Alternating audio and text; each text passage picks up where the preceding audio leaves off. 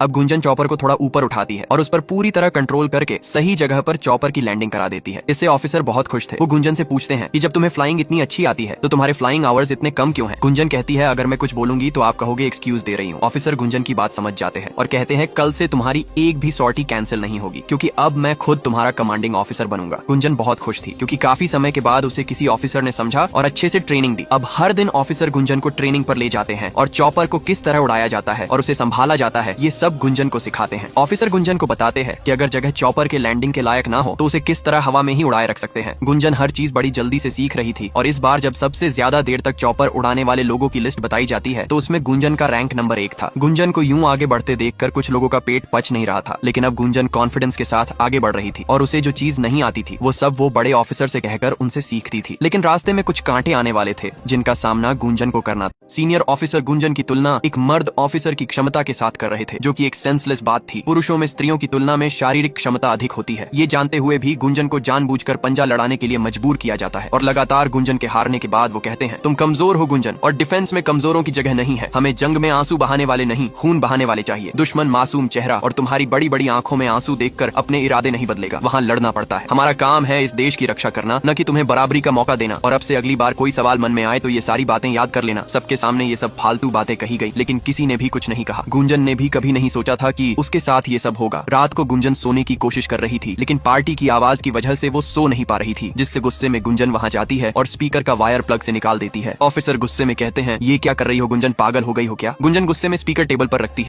अब गुंजन कहती है सर मैं ही नहीं मेरे पापा भी पागल थे, जो बचपन से कहते आए हैं कि कॉकपिट में बैठने वाला लड़का हो या लड़की दोनों पायलट ही होते हैं। पागल है ना पापा सर, उन्हें क्या पता था मुझे यहाँ आकर अपने आप को साबित करने के लिए पंजा लड़ाना पड़ेगा। गुंजन कहती है कुश्ती थोड़ी करने आई हूँ सर, मैं यहाँ पर प्लेन उड़ाने आई हूँ, उठाने नहीं। गुंजन के साथ जो कुछ भी अब तक हुआ और इन लोगों ने किया उसका दर्द उसकी बातों में साफ साफ झलक रहा था। सर कहते हैं गुंजन बस करो। गुंजन कहती है नहीं सर आज आप सुनो, मुझे ना पता चल गया प्रॉब्लम क्या है। प्रॉब्लम मेरी कमजोरी बिल्कुल भी नहीं है, आपका डर है कि कहीं ये मैडम सर ना बन जाए, नहीं तो सल्यूट करना पड़ेगा, उसमें तो आपकी मर्दानगी खत्म हो जाएगी।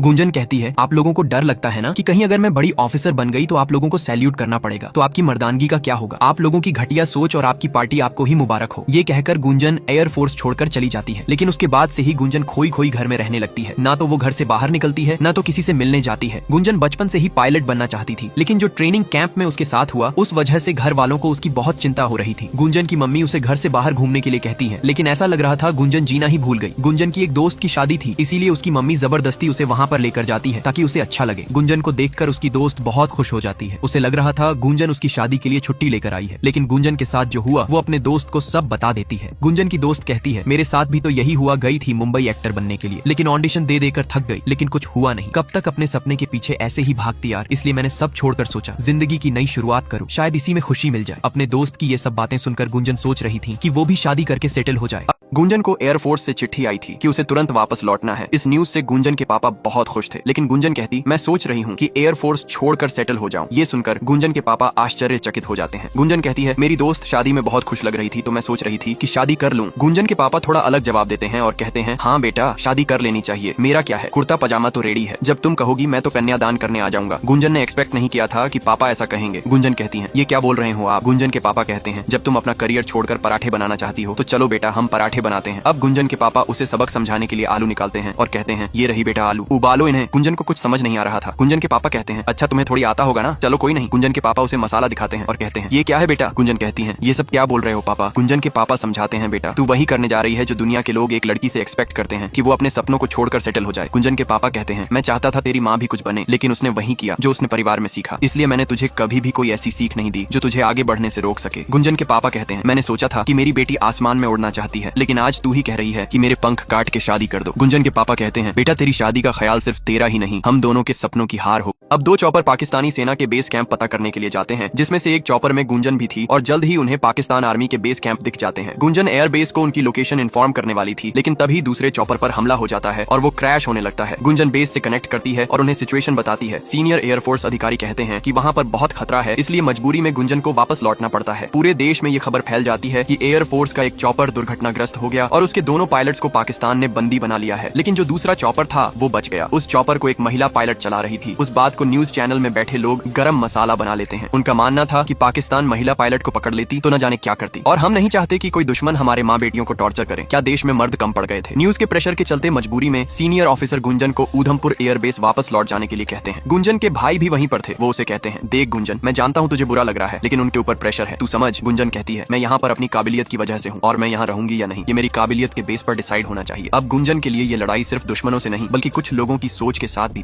गुंजन का भाई उनमें से था जिसे लगता था कि महिलाएं अगर बाहर जाकर कुछ करती हैं तो शायद उन्हें इस पुरुष प्रधान समाज में बहुत सी मुसीबतों का सामना करना पड़ेगा। लेकिन गुंजन कहती है, भैया पहले अपनी सोच बदलो, क्या पता आपको देखकर समाज भी बदल जाए। इंडियन आर्मी की एक टुकड़ी किलो वैली की तरफ बढ़ रहे थे, तभी उन पर अचानक से ऊपर से हमला हो जाता है। पाकिस्तानी सैनिक पहाड़ों के ऊपर छुपकर इंडियन आर्मी पर हमला कर रहे थे, जिससे उस हमले में बहुत से हिंदुस्तानी सैनिक घायल हो जाते हैं। इसलिए उन्हें रेस्क्यू करने के लिए इंडियन आर्मी एयर फोर्स से मदद मांगती है। एयर फोर्स के ऑफिसर जल्दी से हेलीकॉप्टर तैयार करने के लिए कहते हैं, लेकिन तभी उन्हें पता चलता है कि जितने भी पायलट थे वो पहले ही मिशन पर जा चुके हैं। उनके पास अभी भी एक ऑप्शन बचा था और वो थी गुंजन। होक 1 में गुंजन के सीनियर ऑफिसर थे और होक 2 में गुंजन।